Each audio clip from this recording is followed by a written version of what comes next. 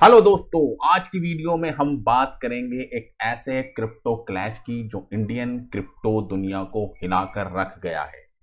वजीर एक्स ने सिंगापुर की कोर्ट में ऐसे इल्जाम लगाए हैं कि कॉइन डीसीएक्स पर जो अगर सच निकले तो ये इंडियन क्रिप्टो इंडस्ट्री के लिए एक बड़ी मुसीबत बन सकते हैं। तो चलिए शुरू करते हैं जी, क्या क्या है जी वो इल्जामात जो कॉइन डीसीएक्स ने आप देख सकते हैं वजीर एक्स के ऊपर लगाए हैं।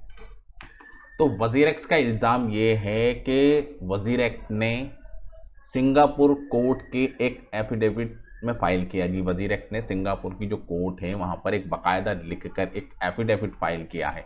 उन्होंने कहा है कि कॉइन डीसीएक्स ने इंडियन यूजर के जो क्रिप्टो हैं जी, जो क्रिप्टो फंड हैं, सीक्रेटली बिना किसी को बताए हुए एक लिथुआनियन कंपनी में ट्रांसफर किए हैं, वो भी बिना किसी रेगुलेटरी अप्रूवल के। यानी कि रेगुलेटरी अप्रूवल कौन देगा जी? एफआईयू।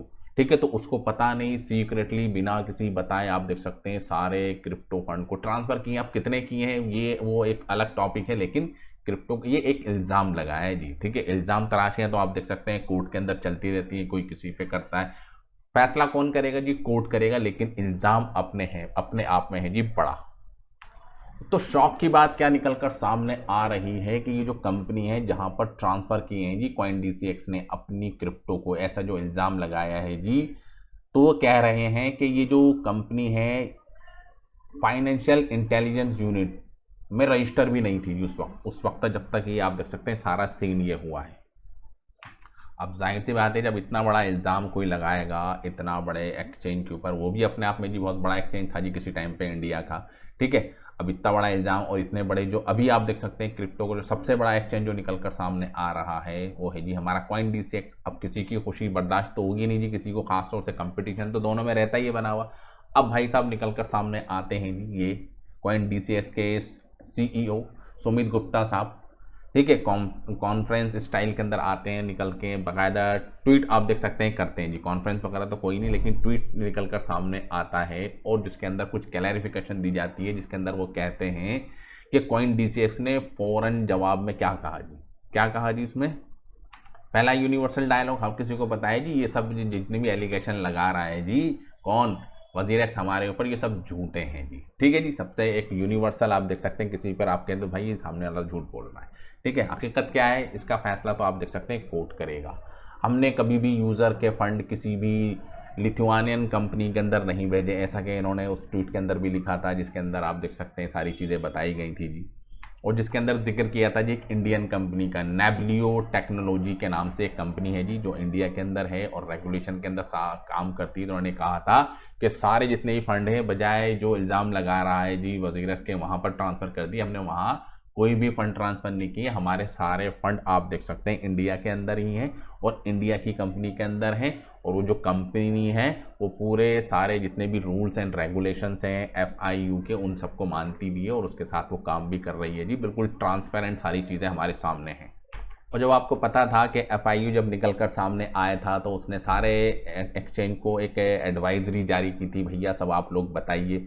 तो उस वक्त आप देख सकते हैं जैसा कि वजीर क्या कह रहा है कि यहाँ जी रजिस्ट्रेशन करने से पहले ही उन्होंने अपने फंड को ट्रांसफ़र कर दिया, ये तो गाइडलाइंस बाद में आई है। ठीक है जी, तो उसके अंदर आप देख सकते हैं कॉइन डीसीएक्स निकल कर सामने आता है। कॉइन डीसीएक्स ने ये भी बताया कि उन्होंने 7 फरवरी 2025 को अपनी टर्म्स ऑफ यूज़ अपडेट की थी जी, जिसके अंदर अपडेट के अंदर ये भी कहा था कि उस अपडेट में क्लियरली मेंशन है कि नेबलियो टेक्नोलॉजी ही ऑफिशियल कस्टोडियन है जी यूज़र फंड का। यानी कि जो इंडिया के एक्सचेंज है जी कॉइन डीसीएस का, उसके जो फंड को जो मैनेज करेगी, कस्टडी करेगी जी, उनकी उनकी हिफाजत करेगी, वो होगी जी नेबलियो टेक्नोलॉजी।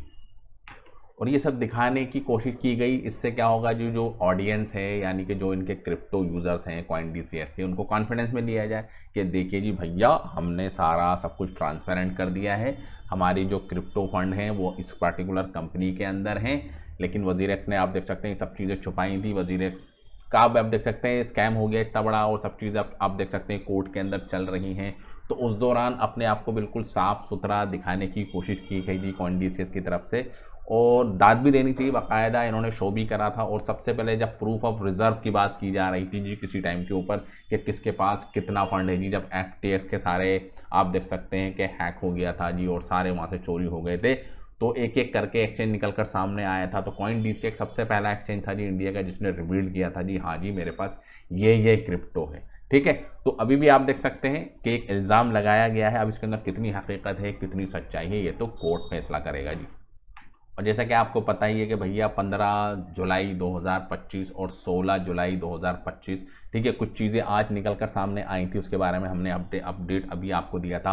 अब इसके ऊपर भी आप देख सकते हैं कोर्ट का डिसीजन आएगा, फाइनल डिसीजन होगा या नहीं होगा, ये सब चीज़ें पता चलेंगी जी बाद में। अब सबसे इंपॉर्टेंट बात ये है कि सिंगापुर हाई कोर्ट इस मैटर को ऑफिशियली 15 जुलाई 2025 को सुनेगा, जैसे कि आज उसने सुन भी लिया। इस हेयरिंग के बाद डिसाइड होगा कि किसकी बात में दम है, वजीर कह रहा है वो सब बात सही है या CoinDCX जो कह रहा है वो बात सही है, क्या सच में फंड मिसयूज हुए, क्योंकि फंड तो पब्लिक का है जी। ठीक है, अब कस्टडी किसको दे दीजिए, सारे एक्सचेंज को। जब भी तो हम कहते हैं कि भैया किसी भी एक्सचेंज के ऊपर भरोसा नहीं करना चाहिए, अपनी जो क्रिप्टो करेंसी है उसको अपने किसी सेल्फ कस्टोडियल वॉलेट के अंदर रखें, मेटामास्क में लेके जाएं, ट्रस्ट वॉलेट के अंदर ले जाएं, हार्डवेयर वॉलेट को आप बाई करें, उसको किस तरीके से यूज़ करते हैं, एक दो बार आपको दिक्कतें आएंगी, बाकी सारी आपकी क्रिप्टो आपके पास सेफ रहती है जी। अब इतना बड़ा सीन तो कर दिया ना, अब मार्केट के अंदर क्या है जी, एक टेंशन का माहौल क्रिएट कर दिया। समझ में आ रहा है कि हाँ जी अब क्या होगा जी, पब्लिक के अंदर एक पैनिक सिचुएशन हो गई, वजीर तो इतना बड़ा सीन करके चला ही गया, अब CoinDCX आप देख सकते हैं रडार के ऊपर आ गया है। ठीक है, अब जाहिर सी बात है जब इतने बड़े इल्ज़ाम वजीर के ऊपर लगे हैं तो मार्केट के अंदर जो ट्रस्ट पैदा है जी किसका जी, CoinDCX का, उसको किस तरीके से तोड़ा जाए। ठीक है, मैं तो बदनाम हो ही गया वजीर, अब ठीक है मैं इसको कैसे जीने दूंगा जी सही। तो आप देख सकते हैं इल्ज़ाम तराशियाँ चल रही हैं। ठीक है, अब इससे अब जाहिर सी बात है जो CoinDCX के ऊपर जो होल्डर्स होंगे वो तो थोड़ी बहुत पैनिक सिचुएशन के अंदर आए होंगे कि क्या हम यहाँ पर अपने क्रिप्टो को सेफ रख सकते हैं। तो अब इतनी बड़ी कंट्रोवर्सी चल गई है, तो आपका क्या कहना है, क्या CoinDCX पर ट्रस्ट करते हैं या वजीर ने जो एलिगेशन लगाए हैं जी क्या उसको हम सही माने। ठीक है, कमेंट करके ज़रूर बताएं कि आप क्या सोचते हैं। अगर आपको वीडियो पसंद आए तो लाइक ज़रूर करें, शेयर करें और सब्सक्राइब करना तो बिल्कुल भी ना भूलें। ओनली वन स्कूल पर जहां क्रिप्टो की हर खबर मिलती है जी सबसे पहले और सबसे बढ़िया तरीके से हम आपके सामने एक्सप्लेन करते हैं। तो thank you very much for this video. जय हिंद।